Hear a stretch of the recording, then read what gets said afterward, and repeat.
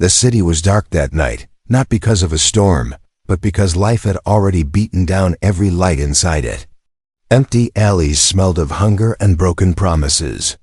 In one corner of that city walked an old woman named Ruth. Her hair was streaked with gray even then, though she was not too old. Her hands were tired, yet strong.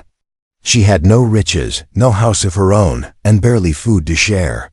But she had something others in that place had lost long ago. She had a heart that refused to stop caring. She moved past the bakery, where the smell of bread made her stomach growl, and into the back street. There, hidden by trash cans, she saw them. 4 children huddled together, no older than 10, their clothes torn and faces thin. They looked at her with eyes that carried more pain than any child should carry.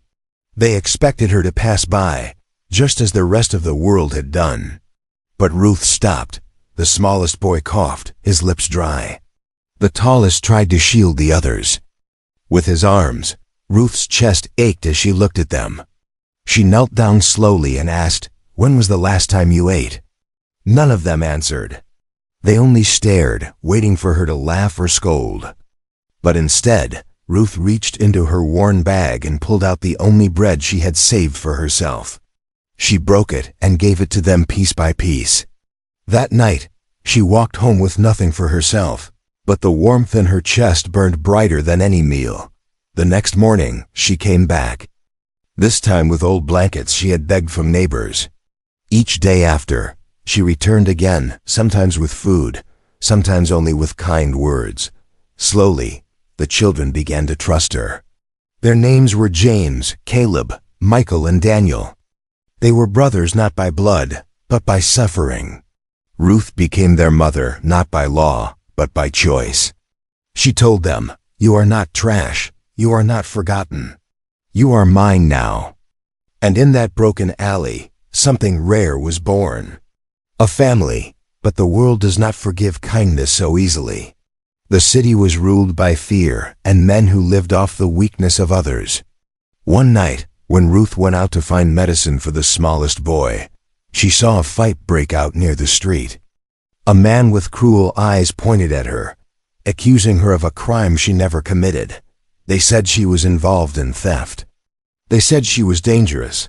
The guards did not ask questions. They dragged her away while the 4 boys screamed her name. That night the children lost the only person who had cared for them. Ruth's trial was quick and cruel. No one stood for her, no lawyer, no voice. She was given a life sentence for a crime she did not even understand. The walls of prison closed around her. Yet even in that darkness, her thoughts were not for herself, but for the boys she left behind. Will they survive without me? Will they remember who they are? She whispered to herself in the cell. She prayed they would hold on to the strength she had tried to plant in them. Outside, the 4 children stood in the rain outside the courthouse. They had no one, but they made a promise to themselves and to each other. They would grow, they would fight, and one day, they would come back for her. That night was not the end of their story. It was only the beginning of a long battle, a war. Not fought with guns, but with survival, work, and the will to prove the world wrong. The unexpected war had begun, and it would last for 20 years. Years passed like heavy stones rolling downhill, but the memory of Ruth never left the 4 boys. They grew in the shadows of the city, fighting hunger, learning to survive in ways no child should. James, the oldest, became their guide. He worked any job he could find, washing dishes, carrying crates, sweeping floors, while always keeping his brother's clothes. He would say, "Mother didn't save us for nothing. We must be strong." His words became their shield. Caleb, the clever one, stole books from abandoned stores. By candlelight, he taught himself and the others how to read, how to write, how to think beyond the alley. He whispered to his brothers, "If they lock her away with lies, then one day we must free her with truth." His mind was sharp and his determination burned like fire. Even in poverty, his dreams reached far beyond the city walls. Michael, though younger, had hands that were never still. He fixed broken toys, repaired old radios, and built things out of scraps. The others laughed at first, but slowly they saw his gift. One day, Michael told them, "My hands will build a life none of us ever knew. And with these hands, I'll find a way to unlock her chains." He was the builder of their hope. Daniel, the smallest, carried the heaviest heart. He had been sickly as a child, always coughing, always weak. Yet he had a spirit that refused to die. He prayed each night, whispering Ruth's name as if she could hear him through the prison walls. He grew with a quiet strength that surprised them all. "I may not be strong like you," he said, "but I will never stop standing with you." His faith was the glue that bound them together. The 4 boys grew into men, but never forgot the woman who had given them life. Each carried her teachings differently. James became a leader, respected by workers in factories and markets. Caleb earned a scholarship through sheer effort, walking into schools that once would never open doors for him. Michael became known for his skill, fixing machines others thought useless. Daniel joined the voices of the weak, speaking in gatherings, calling out injustice when others were too afraid.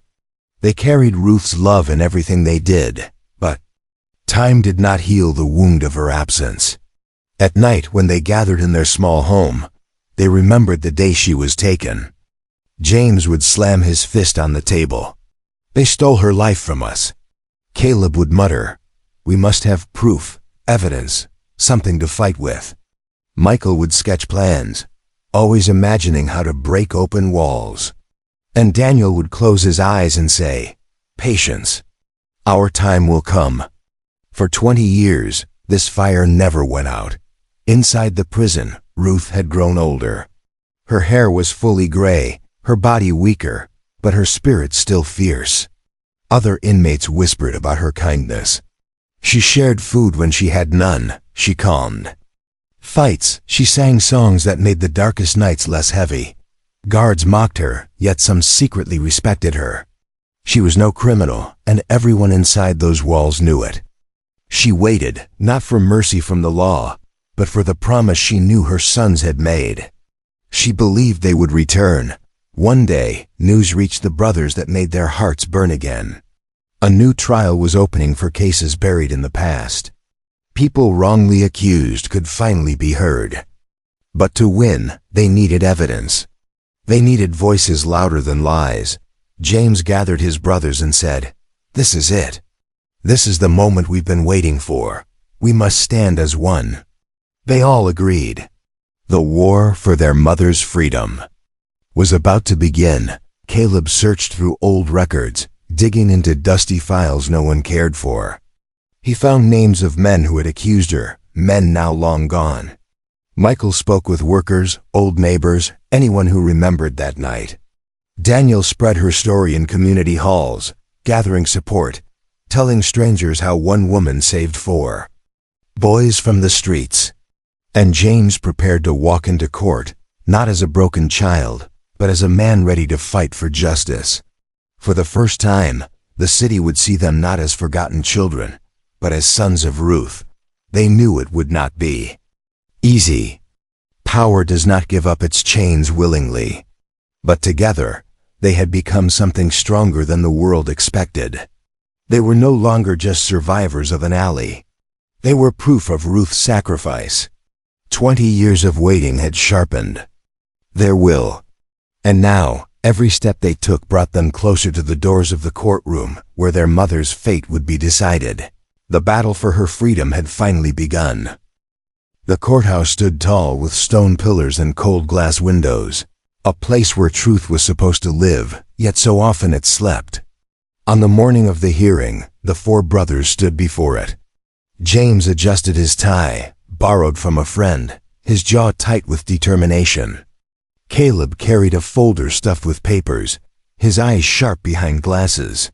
Michael wore his cleanest shirt, though grease stains still marked the cuffs, proof of his hard work. Daniel, the youngest, carried nothing but a small Bible Ruth had once given him. Together they walked inside, not as broken boys, but as men ready to fight for the woman who had saved them. Inside, whispers followed them. People looked at them with curiosity and doubt. Some remembered the old case. Isn't that the woman who robbed a store? A voice muttered. Others shook their heads. No, she was framed. Everyone knew it. The room buzzed with half-truths and rumors, but the brothers ignored it. They had only one mission: to show the world who Ruth truly was. When Ruth was led into the courtroom, handcuffed, her body bent with age, silence fell. Her gray hair glistened in the dim light, her face lined with years of sorrow. But when her eyes met the four men standing tall, her lips trembled into a small smile. For 2 decades she had carried their faces in memory, and now they were here, living, strong, and fighting for her. Tears slid down her cheeks as she whispered, "My sons." The guards thought she spoke to herself, but the brothers heard her. The judge, stern and unmoved, began the session. "This court will hear the case of Ruth Williams," he announced, "convicted 20 years ago for armed theft. Petition for retrial has been filed." He looked at the four men. "You claim to be her sons?" James stepped forward. "We are not of her blood, but she raised us. She saved us. And today we stand for her as she once stood for us." His voice did not shake. It echoed through the chamber like a strike of steel. The prosecutor smirked, flipping through his papers. "A touching story, but we deal in law, not feelings. This woman was found guilty. What proof do you bring?" His words were sharp, meant to cut them down. Caleb stepped forward with the folder. "We bring records you ignored. Witnesses you never called. Evidence buried because no one cared to look. And we bring ourselves, living proof that she was no criminal, but a mother." He laid the folder on the table, his hands firm. Michael then held up photographs he had collected: old streets, neighbors, the bakery owner who remembered Ruth buying bread that same night she was accused of stealing. She was in another part of the city, Michael said, but no one bothered to listen. They only wanted someone to blame. She was the easiest target. The courtroom grew restless, voices rising. The judge banged his gavel, demanding silence. Daniel, quiet until then, finally spoke. "When she was taken from us, I was a boy too weak to fight. But for 20 years, I have prayed for this moment. She gave her life for us. She fed us when she was starving. She clothed us when she had nothing. A thief takes life away. Our mother gave life. That is the truth." His words broke through the cold air, and even the judge lowered his gaze for a moment. But the prosecutor would not yield so easily. He sneered, "So 4 grown men want us to believe a fairy tale? Where are your official witnesses? Where are sworn statements?" He turned to the judge. "Your Honor, this is nothing but emotion. The law must stand." The brothers clenched their fists. They knew this was only the beginning. Proof alone was not enough. They would have to fight harder than ever. Ruth sat silently, listening to her sons fight for her. Her heart swelled with pride, but also fear. She knew how cruel the system could be. She had lived in its shadow for half her life. Yet seeing them stand, side by side, she whispered a prayer. "Lord, let them not break. Let them carry this through." The hearing ended that day without a decision. The judge announced, "Further evidence will be required. We will continue." The gavel fell, and the crowd erupted with mixed voices, some in support, others in scorn. But the brothers stood united, their eyes fixed on Ruth as guards led her away again. James placed a hand on Caleb's shoulder. "We won't stop. Not until she walks free." And the others nodded. The war for justice had only just entered its hardest battle. The night after the hearing, the brothers gathered in their small living room. The silence between them was heavy, broken only by the sound of Daniel's fingers turning the pages of Ruth's old Bible. James leaned forward, his elbows on his knees. "They won't let her go easily," he said. "We saw it in that prosecutor's face. He'd rather bury the truth than admit they were wrong." His voice carried a storm. The others nodded.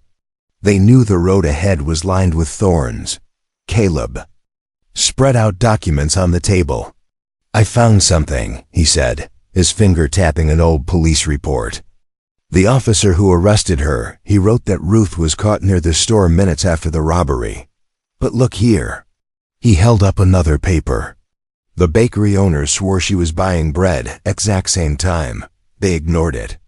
They erased it. They wanted a conviction, not the truth." His eyes burned with anger. Michael slammed his fist on the table. "Then we show them what they hid. We find the bakery owner.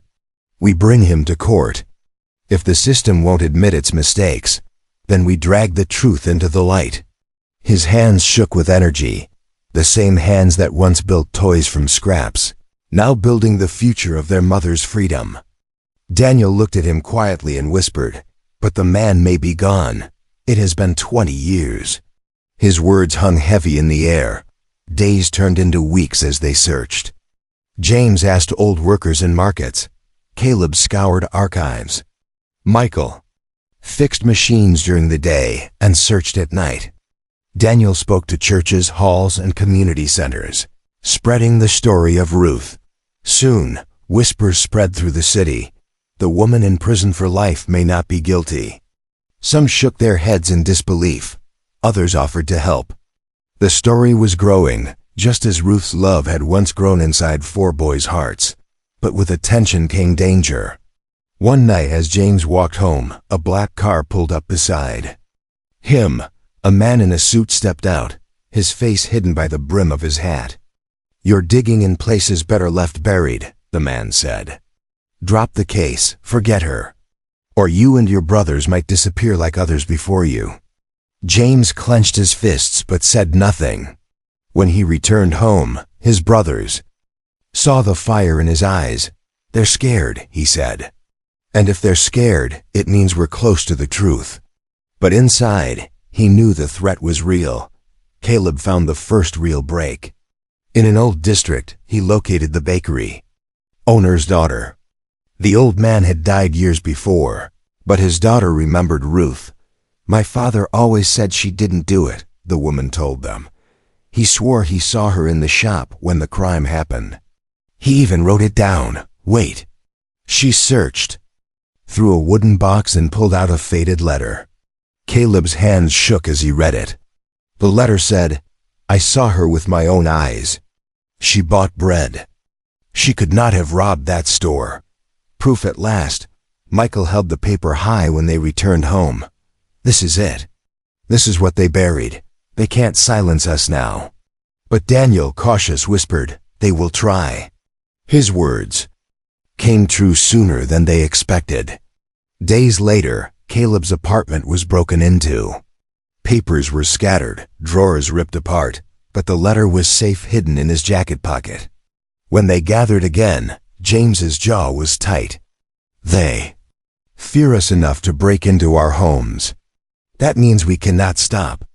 We push harder." His brothers nodded, the bond between them stronger than ever. Meanwhile, inside the prison, Ruth felt a shift. Guards whispered more often. Inmates looked at her differently. Rumors reached her that her sons were shaking the city.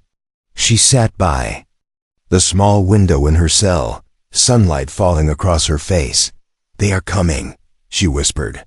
Her heart carried both hope and fear. Hope that her sons were strong enough, and fear that the system might crush them as it had crushed her. The next hearing was set. The brothers walked back into the courthouse, the faded letter clutched in Caleb's hands. The prosecutor smirked as if victory was certain, but James leaned close to his brothers. "Today, we strike harder. Today, we show them that 20 years of silence is over." The gavel echoed through the courtroom. The war for Ruth's freedom was reaching its sharpest edge. The courtroom was crowded on the day of the next hearing. Reporters lined the back rows, their cameras ready.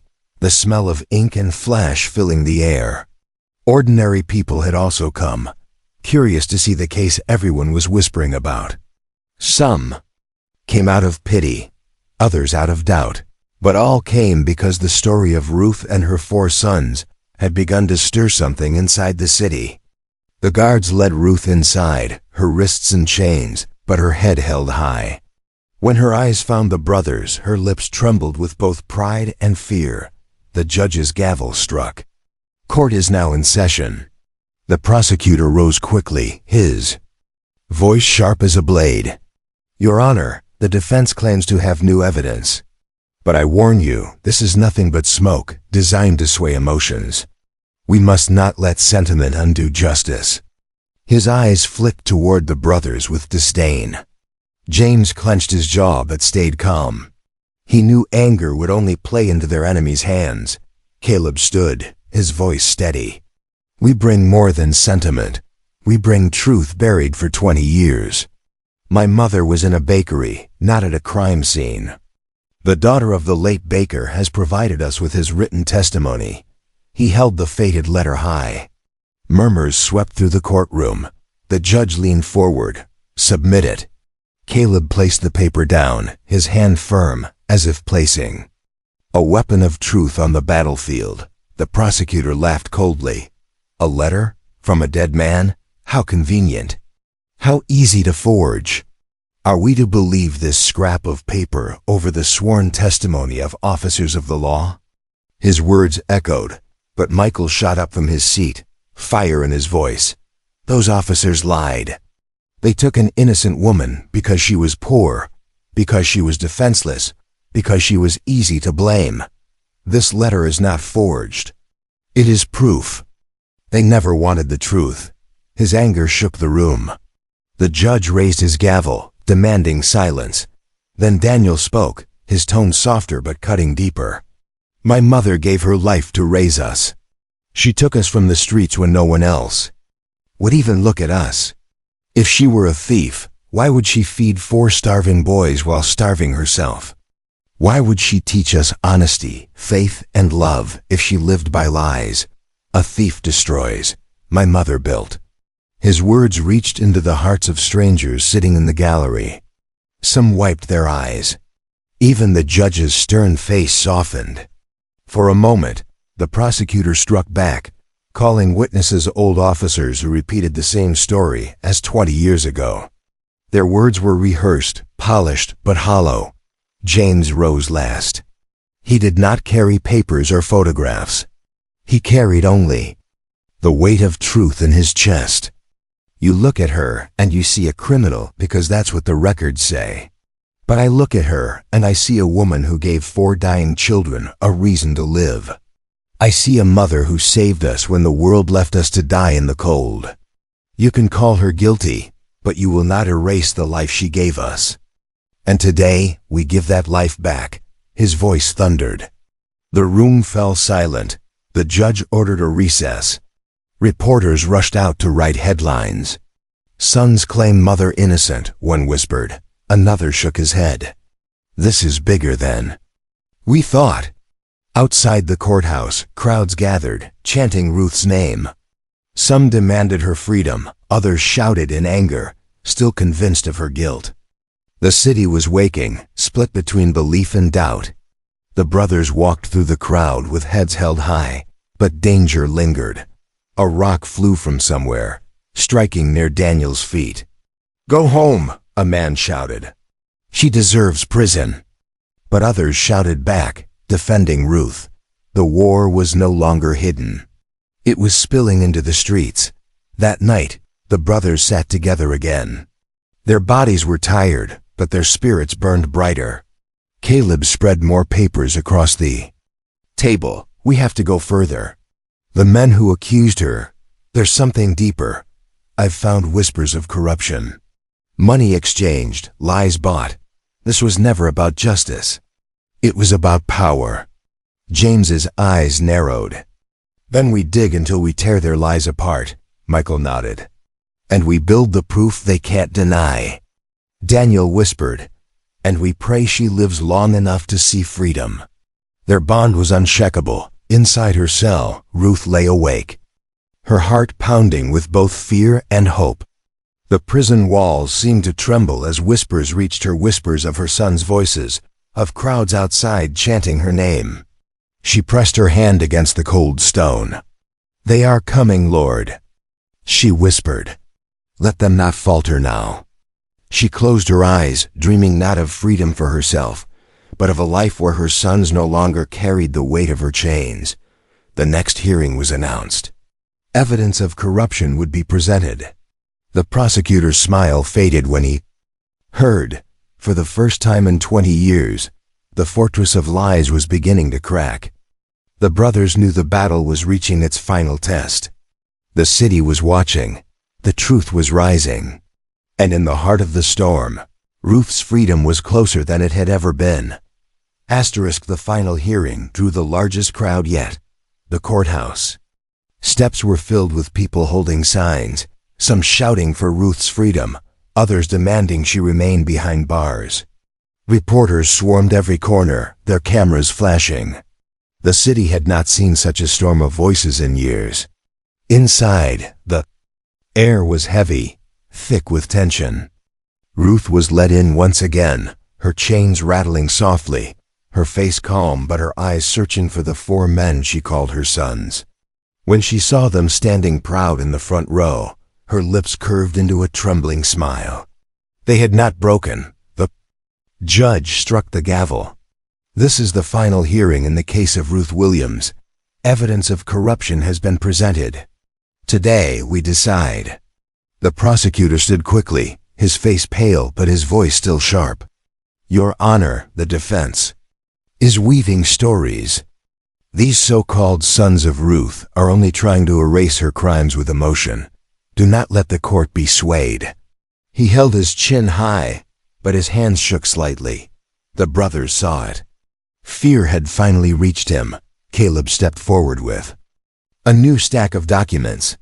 His voice was clear, each word cutting through the room. "These are financial records from the police department 20 years ago. Payments made, bribes given, all tied to the very officers who swore Ruth was guilty. They needed someone to blame. They needed their names clean, so they chose her.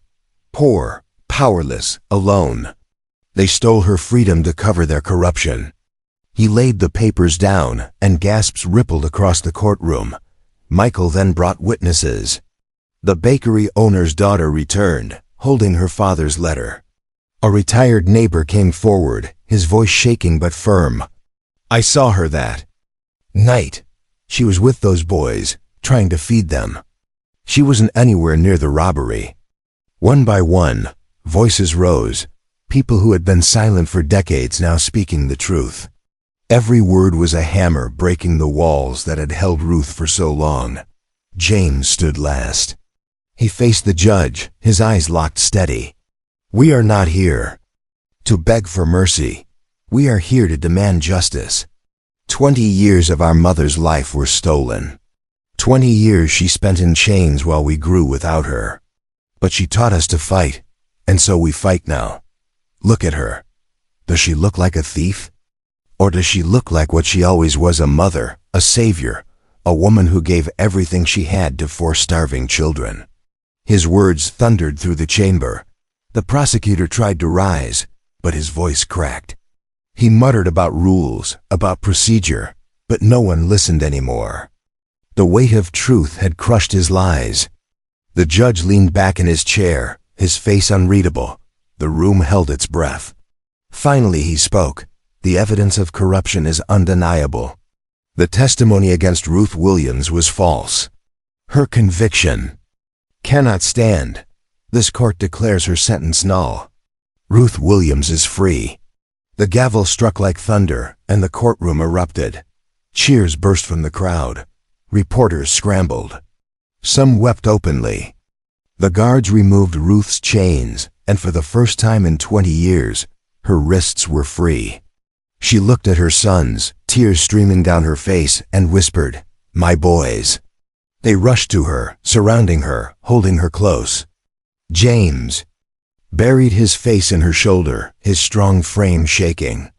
Caleb clutched her hands as if never to let go again. Michael sobbed openly, his builder's hands trembling. Daniel whispered, "You're home, Mother, you're home." The years of pain poured out in that single embrace. Outside, the crowd roared. Some fell to their knees, others raised their fists in triumph. The story spread across the city, then. "The country, woman freed after 20 years, headlines screamed. But for Ruth and her sons, the noise faded the moment they stepped into the sunlight together. She raised her face to the sky, breathing freedom as if it were the first air she had ever tasted. Her sons walked beside her, not as lost children anymore, but as men who had fulfilled their promise. That night, they sat together around a small table in their home. It was the same home where they had once shared scraps of bread, where they had dreamed of this day. Now Ruth sat at the head, smiling through her tears. "You kept your promise," she whispered. "You fought when I could not. You gave me back my life." James answered softly, "No, Mother, you gave us ours first." Caleb added, "You taught us truth." Michael said, "You taught us strength." And Daniel, with his quiet voice, finished, "And you taught us love." For the first time in decades, laughter filled that house. It was not the laughter of victory, but of family. Ruth leaned back, her eyes closing briefly. She felt peace at last, knowing her boys were no longer lost, knowing the love she had given had grown into something that defeated even the weight of injustice. The war was over. The family she built had won,